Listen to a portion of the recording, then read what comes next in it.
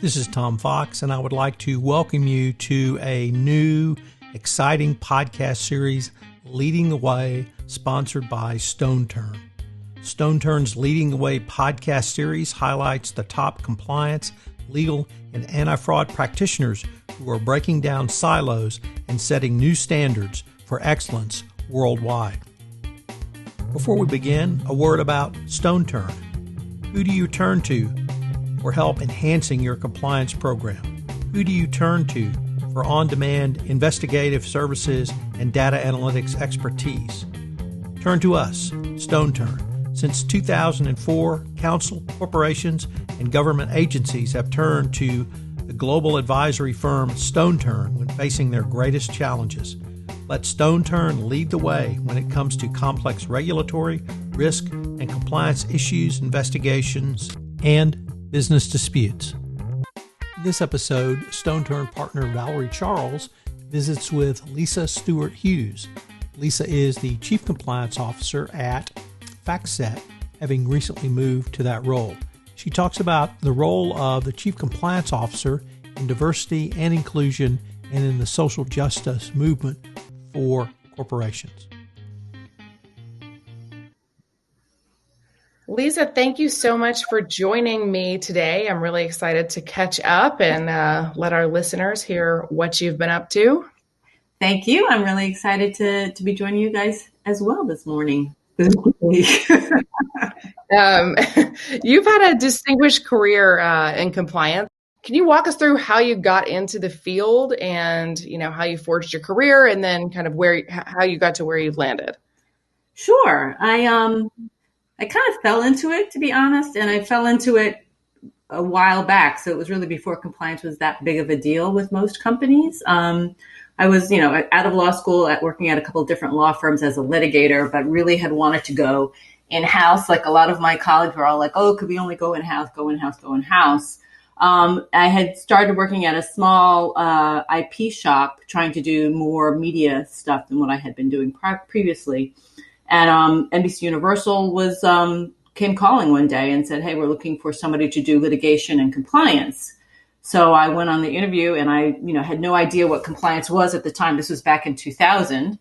And they said they wanted to take me. I said, I'm happy to do it. I'll figure the compliance piece out when I get there. So I started out halftime litigation, halftime compliance, but then compliance just took off after that. At that time, NBC Universal was owned by General Electric. And as you know, they have a world-class compliance program. And we were really just sort of getting started at that time. I actually recall a story I used to tell, my boss and I used to tell when I first started. GE had something called Session D, which was their sort of big risk assessment compliance review for all of their tentpole businesses. And so Session D was coming up like a month after I started. And so it was this whirl into compliance, trying to figure out what it is, do this large risk assessment for a very large company. And then I remember on the day of, we flew in a helicopter from New York City to Fairfield, Connecticut, had popcorn on the helicopter with the CEO of the company, and met with, Brackett Denniston and the whole 9 yards, the whole crew at GE at the time. I think this was even before Jeff Immelt. I think Jack Welch might have been the president at the time. Anyhow, I was like, oh, this is going to be the most glamorous job ever. And it turned out, of course, that was the height of my glamour. Probably in my career. I never rode in another helicopter for work ever again. But it was fun. It was a fun and interesting introduction. Did you find like the compliance in media, sort of what are your main areas of focus when you think about, obviously you have all of the traditional concerns that we all have, but are there sort of specific areas where you focus, from your focus on NBC and Endeavor? Yeah, well, so we really hit all the areas. It's not highly regulated, which is good and bad when you're in compliance. It means you have less backing for people to listen to you. But at the same time, all of the issues hit us. So back when I first started, nobody was really talking that much about the FCPA, to be honest. So our main focus areas were sort of conflicts of interest and fair employment practices, discrimination and harassment, and just sort of financial reporting and anti-theft. People would just regularly, corporate credit card kind of stuff.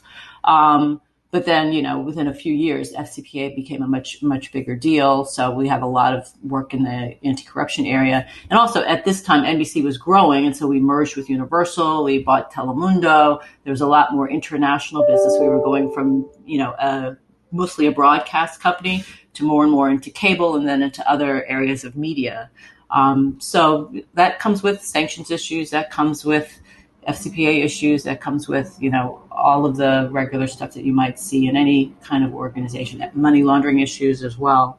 And at Endeavor, which, fast forward 20 years, basically, or 18, 20 years at Endeavor, it is also a really diverse and interesting company. So it's in media, and it's most well known for our talent agency, which has got its own set of risks. But we also are producing content. We're producing TV shows and shows that are straight to streaming. We have a school in South Florida that presents its own set of risks. IMG Academy is a sports academy. We sell rights. We're actually the third party that's selling World Cup and CONMEBOL and those types of rights. So you can imagine the types of issues we have there. We do live events, and so we're working with the Ultimate Fighting Championship, which we own. And if you can imagine mixed martial arts and sending fighters who may have checkered backgrounds overseas to fight each other in large arenas in Brazil and in Russia and Ukraine and other parts of the world, many, many issues that you might imagine a compliance officer would have to deal with that come across.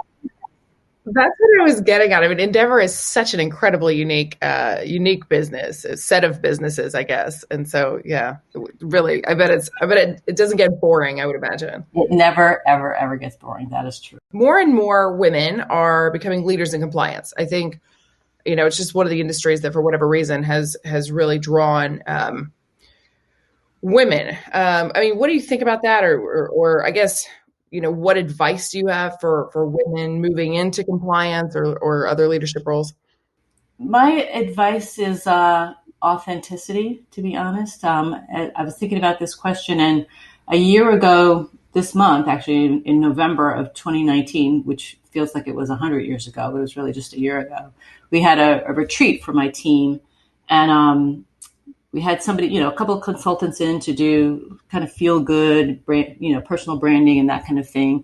And one of the themes that came out was me as a mom, which, so I'll take a step back. So one of the consultants came in and she said, look, when I do this presentation, a lot of people cry.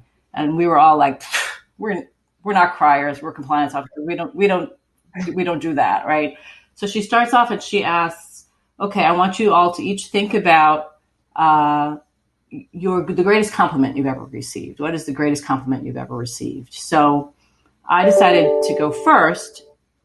And I said, the greatest compliment I've ever received received recently is that I'm a good mother. And, most women, understand what that means and how important it is to recognize the effort and time and effort that goes into being a good mother. But I said, but for me, it was particularly resonating at that moment because my daughter had recently come out to me as transgender, and going through that process with her and with my family and trying to be supportive of her and having her be patient with me and me be patient with her. And that whole thing was really very significant. So at that point, for me to have that kind of a compliment, it was really poignant for me.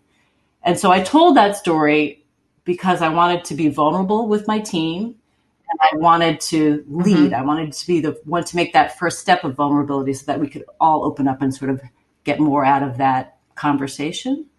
And so I think that's what being a leader is being willing to go first, to be willing to be vulnerable in places where it's hard to be vulnerable, and to have the courage to do that, which sometimes it can take a lot of courage to be a leader. So I guess my advice to women is to draw on that kind of strength and that courage that I think all of us have in us, to embrace your differences. The other thing that came out of that retreat was people kept saying, oh, you're like the mom, you're the mom of our group. And I sort of took, offense at that. I was like, I'm not old enough to be you guys' mom. But what I thought about it more, I was like, well, what are the qualities that make, a strong mother, and what makes people say that about me? And, putting aside my not wanting to look like anybody's mom, I decided to embrace that. I think when women come to their jobs and can embrace the things that make them different from other leaders in their organizations, that lets you stand out. That lets you be a strong leader and a mom to your team, if so be it.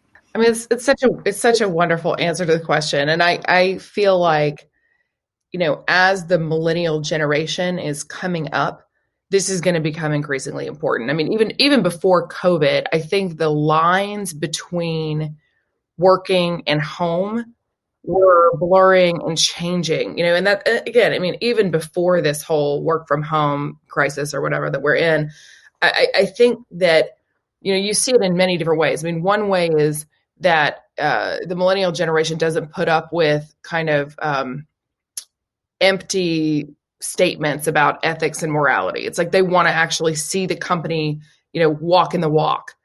And I think that they tie their identities more clearly. And I've always done this. I think maybe lawyers do this. There's sort of like, I am a lawyer, as opposed to I do a law job, and I think compliance is similar. There's a personal investment in who you are and what you're doing. And I think millennials do that regardless of the job. And for that reason, I think that your point about kind of vulnerability and bringing the whole person into the conversation is only going to be a more important leadership quality as this generation comes up.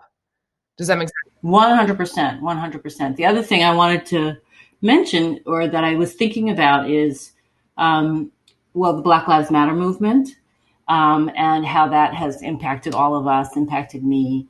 And I was on yet another Zoom call with my company where it was our employee resource group. It was the Black, people at Endeavor, and Mark Shapiro, who's the president of the company.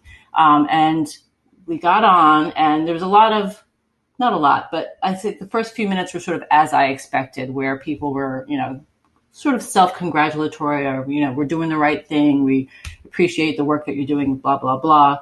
But then some of these young kids who work at my company were asking some extremely tough, extremely pointed questions and making some really serious demands on the president of their organization. And that was the first time I had ever seen that kind of courage displayed by somebody as young, and like people who are like, a couple years out of school.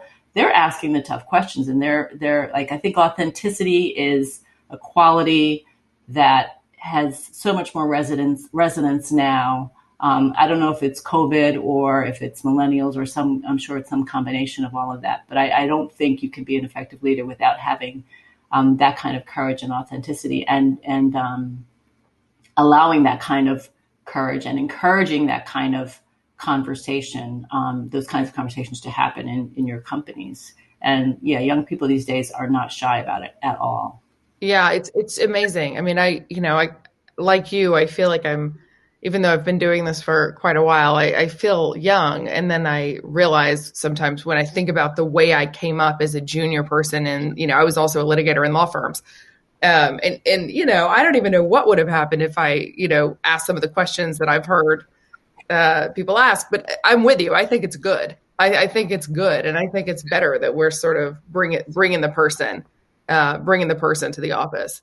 I mean, on this point, generally, we are living in these very odd times and navigating a global pandemic and the social justice movement that you mentioned. I mean, what lessons have you learned over the last 6 months, or so I'm sure it's an evolving process, but what's going on with you during all of this? I think I've learned about listening. I try to make myself go on a long walk every morning, because by 3:00 I'm nuts if I just do Zooms from 7 a.m. until 3. So I take these long walks in the morning, and I'm usually listening to podcasts. I'm listening to Tom's this podcast, or I'm listening to some NPR thing, or New York Times or whatever.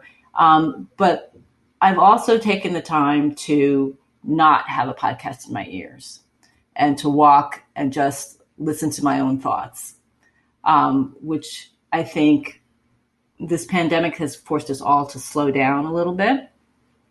And I know I felt like I could go for days without really listening to my own thoughts, like between the emails and the podcasts and the kids and the family and like all of the various obligations and things that you have to do in the course of a single day.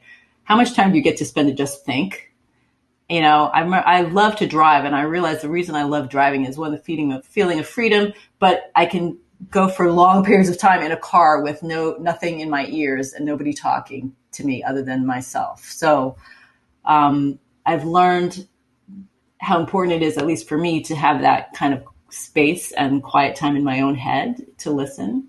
I think this pandemic is the universe telling us to listen a little bit, to stop just doing, and not really taking a moment to reflect on the impact of our actions, the impact of what we do on a day-to-day basis.